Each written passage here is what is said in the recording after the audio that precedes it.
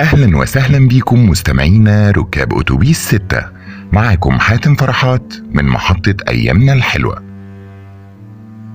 عزيزي المستمع، محطتنا النهاردة محتاجة منك تروق بالك وتطلق العنان لخيالك وتاخد نفس عميق وتستعد عشان نبدأ الرحلة. هنفتكر ونعيش مع بعض أيامنا الحلوة. فاصل ونرجع لكم بعد الفاصل. استنونا، ما تغيروش المحطة. رجعنا لكم بعد الفاصل. انتوا لسه بتسمعوا حاتم فرحات من محطة أيامنا الحلوة. يا سادة يا كرام، النهاردة هنفتكر مع بعض أيام الطفولة المبكرة، في الأيام الحلوة اللي كانت فيها البيوت بسيطة ومليانة حب ودفى بنفوس أهلها الطيبين اللي راضيين بحالهم مهما كان. الأيام اللي كان فيها الطفل بيتولد إما في مستشفى حكومية عادية جدا أو حتى في البيت على إيدين أم فاروق الداية اللي تقريبا نص شباب المنطقة اتولد على إيديها، لأن مش كل الناس في الوقت ده كان عندهم الإمكانية لعملية الولادة في مستشفى، ولأن أغلب حالات الولادة كانت بتبقى ولادة طبيعية بدون تدخل جراحي.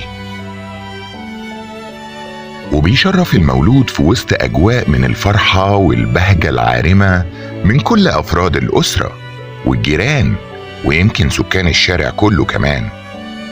كانت الأم بمجرد وصول المولود بتاخده في حضنها عشان تبدأ معاه دورها كأم في حياته، وتبدأ حلقة الوصل الكونية بين الطفل وأمه بعملية فطرية ألا وهي الرضاعة، اللي كان وقتها برضو الرضاعة طبيعية بدون أي معوقات أو صعوبة، لأن حياة الأمهات كانت صحية كتير عن دلوقتي. وكانت الغيارات بتاعت الأطفال بتبقى عبارة عن حاجة اسمها كوافيل، جمع كفولة، وهي عبارة عن غيارات مصنوعة من القطن المصري الصافي عشان تبقى مريحة وصحية للطفل. وهوب تفوت الأيام ونوصل للسبوع، وما أدراك ما السبوع، وحلاوة المغاد بتاعت السبوع وهيصة السبوع ودق الهون، ويا رب يا ربنا تكبر وتبقى قدنا. بس أقولك على حاجة، نصيحتي ليك أيها الصغير البريء اللي ملكش ذنب في أي حاجة بتحصل لك في الدنيا دي، أنا جايلك من الحاضر البعيد وبقولك يا ريتك تعرف تخليك مكانك، ولا تكبر زينا ولا تبقى قدنا. الدنيا عندنا بقت زحمة قوي ودوشتها بقت بزيادة قوي قوي قوي. خليك في الأيام الحلوة عايش حياتك. دلوقتي يا حضرات هنرجع للواقع اللي احنا عايشينه، اللي الطفل فيه زي ما يكون بيبقى حاسس وهو جنين في بطن أمه بالمعاناة اللي هو خارج لها. الزمن اللي فيه الجنين بيتصور وبيتعمل له فوتو سيشن كمان وهو في بطن أمه، وبيتعرف هو ولد ولا بنت من الشهور الأولى بالسونار، تكنولوجيا وكده. وطبعا عملية تشريف البي أو الهانم المولود للدنيا بتتم يا إما في مستشفى عادية أو استثمارية أو حتى مستشفى خاصة، بس بتبقى مجهزة بجناح فندقي لاستقبال أهل المولود والزوار. المهم العملية بتكون تحت رعاية نخبة من أطباء الأطفال والجراحة والتخدير، لأنها بتبقى عملية جراحية عويصة طبعا.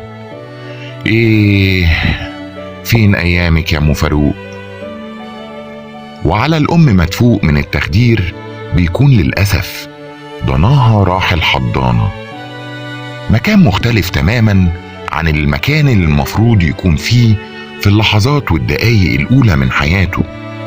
حضن الأم، أيوة يا حضرات، حضن الأم اللي مفيش مكان في الكون يساعك قده. بس المولود يا قلب أمه نازل عنده الصفرة وناقص غذاء، ولازم يدخل الحضانة كام يوم كده لحد ما حالته تستقر، وممكن يبقوا كام أسبوع كمان. طيب يا حضرات الأب هيحاسب على مصاريف المستشفى واللبن الصناعي المستورد والبامبرز، ويمكن بالدولار كمان. مين بقى اللي هيحاسب على تمن حلقة الوصل اللي اتقطعت بين الطفل وأمه ولو مؤقتا، بس في وقت حرج وفي غاية الأهمية في حياته؟ يا ترى سوء التغذية للأم وهي حامل عشان كده الطفل نزل ضعيف؟ ولا المسؤول عن الجهاز اللعين اللي صوره وهو جنين في بطن أمه بإشعاعات الله أعلم تأثيرها إيه على صحته؟ ولا المسؤول عن اختفاء القطن المصري الفاخر اللي كانوا بيعملوا منه الكوافيل بتاعت زمان؟ ما علينا. المهم إن الأم تقوم بالسلامة والرضيع يطلع من الحضانة على خير علشان يبدأ حياته، بس المرة دي هيبدأها ناقصة حاجة من أولها في منتهى الأهمية. يا ترى عرفتوها؟ أعزائي المستمعين ركاب أتوبيس 6، في نهاية حلقتنا النهاردة بتمنى تكون محطتنا عجبتكم وفكرتكم بأيامنا الحلوة. استنوني المحطة اللي جاية ورحلة جديدة مع أتوبيس 6. ذاكر يا هل انت ذاكر يا